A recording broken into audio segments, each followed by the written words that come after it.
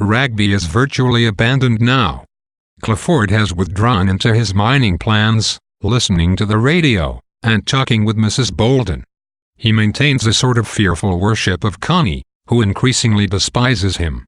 With springtime, and the resurrection of the forest, Connie's misery seems all the harsher.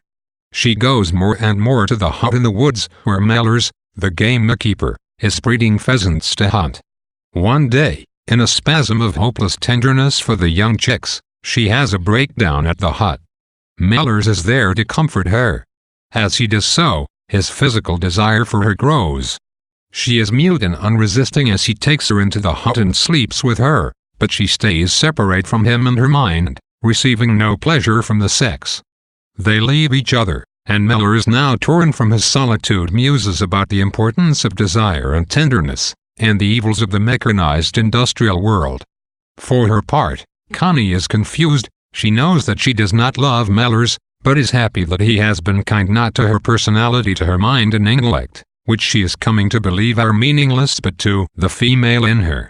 The next day, they meet once again at the hut. Reverting to his Derbyshire dialect, he asks her whether she is not worried that people will find out about her affair with a commoner, but she throws caution to the wind. They have sex again. Mellors deeply and sensually appreciates her body, but again she remains distant. During sex, she notices only how ridiculous his thrusting buttocks look. For several days after, Connie does not go to meet Mellors in the cabin. Instead, one afternoon she takes tea with a friend of hers, Mrs. Flint, who has a newborn baby. Leaving tea, she runs into Mellors in the woods. Although she says she does not want to have sex, he lays her down on the forest floor, and she complies. This time, she has an orgasm simultaneous with his second orgasm, and the impact on her is profound.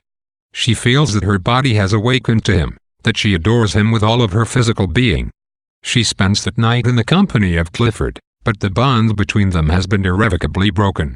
She is in a dream world, truly conscious only of the warmth inside of her. Clifford, on the other hand, is empty inside, beginning now to resent the distance between them. That night, Mellors cannot sleep. He replays his life in his mind.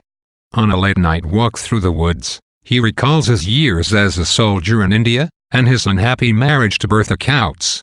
He reflects on the difficulty of his position. Entanglement with Connie will be emotionally taxing, and will create any number of logistical difficulties.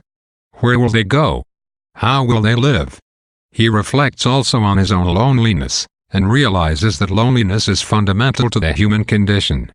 Standing outside Ragby in the darkness, thinking of Connie, he is seen by Mrs. Bolton, who, having guessed earlier by Connie's actions that she was having an affair, realizes that Mellors must be the man.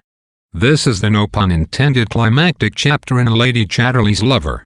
It is here that Connie's sexual awakening begins, catalyzed by her powerful and revelatory orgasm on the forest floor. It is worth spending some time discussing the nature of her revelation, and the way in which this becomes the basis of the relationship between her and Mellors. What should be noted first is that the novel's approach to the significance of sex and sexual relationships is quite vague. At times, it is almost opaque. This owes something to Lawrence's difficulty or reticence in clearly describing sexual scenes. In its time, Lady Chatterley's Lover was considered radically graphic. The difficulty with Lawrence's depiction of sex scenes is not quite a failure of graphic description, but rather a tendency towards the obscure and mystical. Thus, during the first sex scene between Mellors and Connie, Lawrence refers to Mellors entering the peace on earth of her soft, quiescent body. In a novel that appears to flaunt its bold contempt for euphemisms, this is a strange euphemism, to say the least. The reader will also recall Lawrence's contortions when trying to describe Connie's naked body at the beginning of Chapter 7. I, at least, have no idea what glimpsy, ties or meaningful breasts look like.